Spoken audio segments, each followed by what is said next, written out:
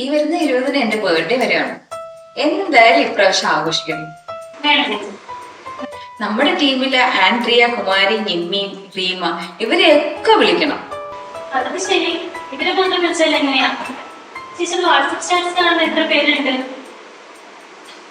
ഏകദേശം ഒരു 100 പേര് വേണം. ഈ 100 പേര് ചേച്ചിക്കും ബർത്ത്ഡേ ആഘോഷം കണ്ടിട്ട് പറയും. അവരെ വിളിക്കുന്നതിൽ വിളിച്ചൊന്നും പറയില്ലേ? പിന്നെ വേണ്ടപ്പെട്ടതായാലും മുമ്പ് സേവ് ചെയ്യുന്നില്ല. അത് ശരിയാ.